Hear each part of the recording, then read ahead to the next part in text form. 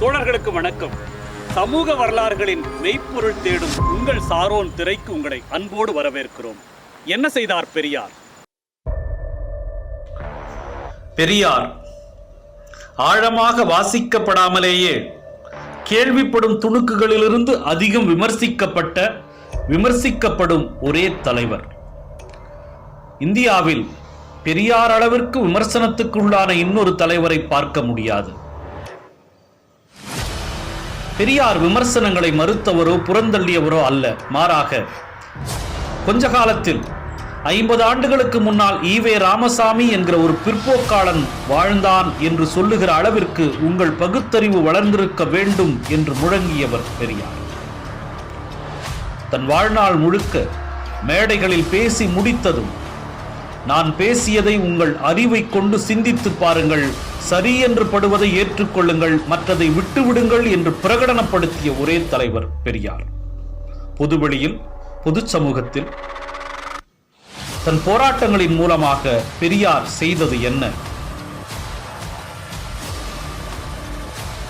என்ன செய்தார் பெரியார்? மெய்ப்பொருள் அறிவோம். தொடர்களே, பொது தெரு, பள்ளிக்கூடம், சத்திரம், சாவடி, சேர்ந்து உண்ணுதல், கோவில் தெருக்கள், அரசு அலுவலகங்கள், உணவகங்கள், நீர்நிலைகள் என்று சாதிய ரீதியாக மறுக்கப்பட்டிருந்த உரிமைகளை தன் போராட்டங்களின் மூலமாக வென்றெடுத்த பெரியார், அங்கிருந்த சாதி இப்பொழுது கருவறைக்குள் ஒழிந்து கொண்டிருக்கிறது என்பதற்காக கருவறையில் ஒழிந்திருக்கிற சாதியை ஒழிக்கின்ற போராட்டத்தை தொடங்கினார். கருவறை நுழைவு போராட்ட வரலாறு.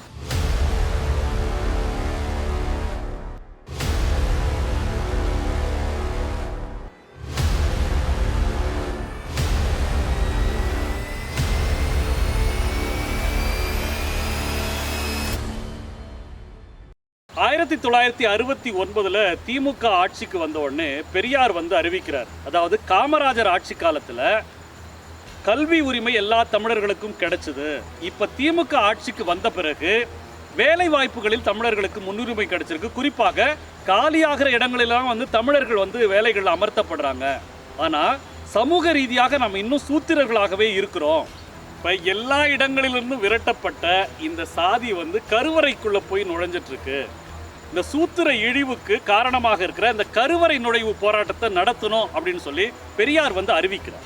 பெரியார் கருவறை நுழைவு போராட்டத்தை அறிவிச்ச உடனே பார்ப்பனர்களும் அடிவரடிகளும் என்ன சொல்றாங்கன்னா, கோவில் ஒரு புனிதமான இடம், அதுல எல்லா இடத்திலும் போற மாதிரி சாதாரணமா போயிட முடியாது அப்படின்னு சொன்னப்ப பெரியார் அப்படி சொன்னவங்களுக்கு மறுமொழி சொல்றாரு. ஒரு காலத்துல தெருக்குள்ள போறது, பள்ளிக்கூடத்துக்கு போறது எல்லாமே கூட இப்படிதான் சொல்லப்பட்டுச்சு. புனிதத்தின் பேரால தீட்டாயிடும், புனிதம் கெட்டு போயிடும் சொல்லப்பட்டுச்சு. இன்னைக்கு அதெல்லாம் சாத்தியப்பட்டிருக்கு. அதே மாதிரி கருவறைக்குள் நுழைகிற இந்த உரிமை கூட சாத்தியப்படக்கூடியது, அது புனிதம் ஒன்றும் இல்லை அப்படின்னு சொல்லி பெரியார் அவங்களுக்கு பதில் சொல்றார். இந்த சூழல்ல குன்றக்குடி அடிகளார் பெரியாருக்கு ஒரு பதில் சொல்றாரு. என்னன்னா, கருவறைக்குள்ள சாதி இருக்கிறதுன்றது உண்மைதான், ஆனா அதை நீக்க வேண்டியது நாத்திகர்களாகிய நீங்க இல்ல, நாங்களே அதை செய்யறோம் அப்படின்னு சொல்லி குன்றக்குடி அடிகளார் சொல்றாரு.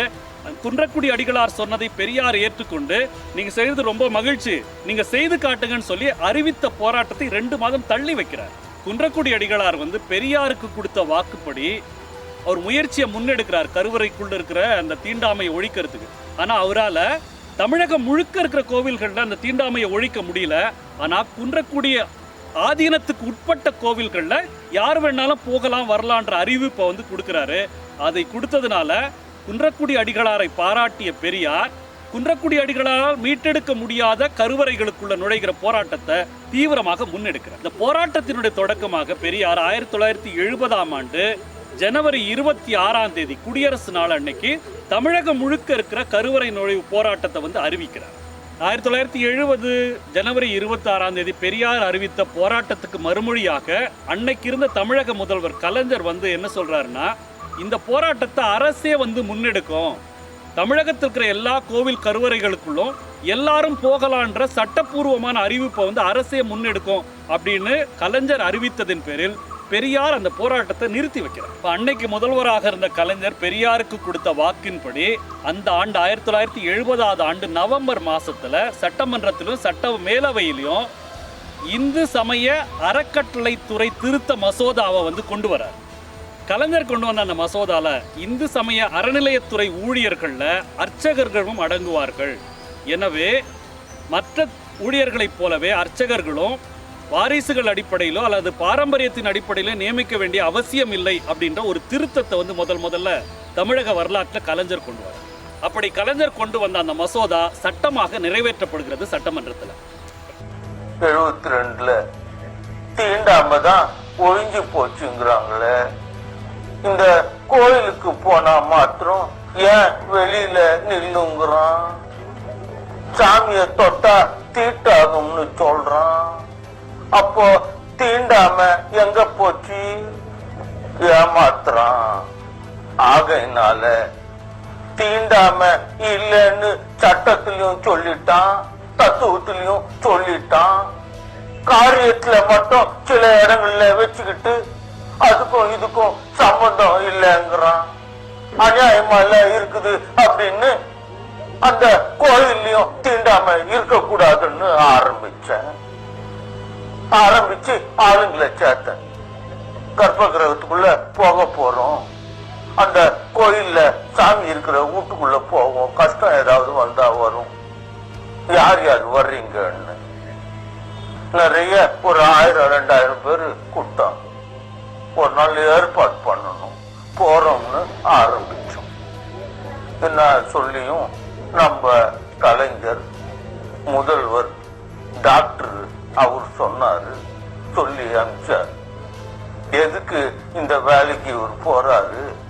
இது ஒரு பெரிய கலவரம் மட்டும் ஆகி போகுமே, நானே சட்டம் பண்ணி போடுறேன், தாராளமா போயிடலாம், 2ஆம் பேருக்கு தெரியாம, இல்லைன்னா இப்படி போகணும் அப்படின்னு. சரி, அவர் சொன்ன உண்மையை ஒத்துக்கிட்டு 15 நாள் ஒத்தி போட்டேன். கலவரம் இல்லாம நடக்காது. இப்போ ஒரு கோயிலுக்கு போனாச்சுன்னா அப்புறம் இன்னொரு கோயிலுக்குன்னு வரும், அதனால சட்டத்திலேயே செஞ்சுடுவோம்னாரு. சரின்னு ஒத்துக்கிட்டேன். அதே மாதிரி அவரு ஒரு 2 நாள்ல ஏறக்குறைய சட்டமே பண்ணி போட்டார். தமிழக சட்டமன்றத்தில் டாக்டர் கலைஞர், முதல்வர் கலைஞர் கொண்டு வந்த இந்த அர்ச்சகர் சட்ட திருத்தத்துக்கு எதிராக ஸ்ரீபெரும்புதூர் கோவில் மடத்தினுடைய எத்திராஜ் ஜீயரும் காஞ்சி சங்கராச்சாரியாரின் ஆதிக்கத்துக்கு உட்பட்ட தஞ்சாவூர் பங்காரு காமாட்சி அம்மன் கோவில் மற்றும் திருச்சி மாவட்டம் அல்லூர் கோவில் உள்ள 12 பார்ப்பனர்கள் உட்பட அனைவரும் வந்து உச்சநீதிமன்றத்துக்கு வந்து இந்த வழக்கை கொண்டு போறாங்க. இப்படி இந்த பார்ப்பனர்கள் வந்து உச்சநீதிமன்றத்துக்கு போன போது அந்த வழக்கினுடைய தீர்ப்பு என்ன வருதுன்னு சொன்னா, அர்ச்சகர்களை வந்து வாரிசு அடிப்படையில் நியமனம் பண்ணக்கூடாது அப்படின்றது சரிதான், ஆனா நியமிக்கிற அர்ச்சகர்கள் ஆகம விதிகள் தெரிந்தவர்களை தான் நியமிக்கணும் அப்படின்னு சொல்லி அந்த தீர்ப்புல வந்து சொல்றாங்க. இப்போ ரொம்ப காம்ப்ளிகேட்டடான இந்த தீர்ப்பு வந்து தமிழர்களுக்கு ஆதரவாக இருக்குதா இல்லை பார்ப்பனர்களுக்கு ஆதரவாக இருக்குதா? இந்த குழப்ப சூழல்ல பெரியார் சொல்றாரு, ஆபரேஷன் சக்சஸ் பேஷண்ட் டெத் அப்படின்ற மாதிரி இந்த தீர்ப்பை வந்து பெரியார் இப்படிதான் விமர்சிக்கிறார். இப்போ இந்த சூழல்ல அடுத்த கட்ட போராட்டமாக பெரியார் வந்து தமிழர் சமுதாய இழிவு ஒழிப்பு மாநாட்டை வந்து கூட்டுறார். இந்த மாநாட்டில் முக்கியமான தீர்மானமாக பெரியார் கொண்டு வர்றது, இந்த எல்லா குழப்பங்களுக்கும் இந்த ஆதிக்கத்திற்கும் ஒரே தீர்வு வந்து தனி தமிழ்நாடு தான். அரசியல் சட்டத்தை திருத்தி தனி தமிழ்நாடு ஒன்றே வந்து இதற்கு தீர்வா இருக்கும் அப்படின்னு சொல்லி இந்த பிரச்சாரத்தை தமிழகம் முழுக்க பெரியார் வந்து கொண்டு போறார். தொடர்களே, நமக்கு தெரியும் 1957 பெரியார் வந்து சாதியை பாதுகாக்கிற அரசியல் சட்ட பிரிவை வந்து எரிக்கணும்னு சொல்லி சில குறிப்பிட்ட பிரிவுகளை சொன்னார்.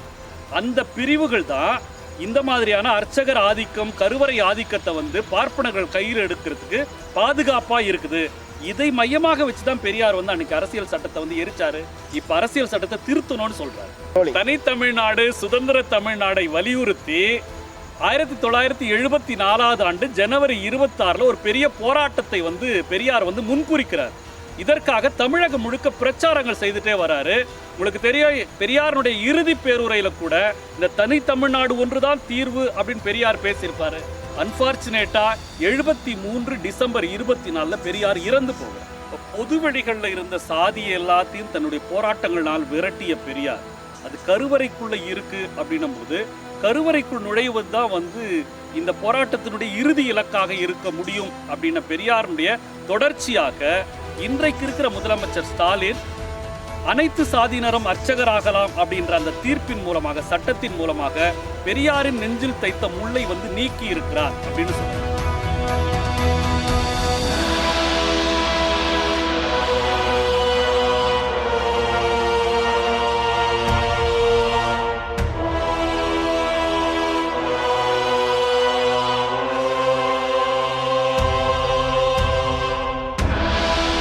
தோழர்களே, வடநாட்டைப் போல குறிப்பாக தென்னாட்டில், தமிழகத்தில் பொதுவெளிகளில் சாதியின் பெயரை கொண்டு தீண்டாமையை அனுசரிக்க முடியாது என்கிற நிலையை இன்றைக்கு நம்மிடத்தில் கொண்டு வந்து சேர்த்திருப்பது பெரியாரின் தொடர்ச்சியான போராட்ட வடிவங்களால் தான்.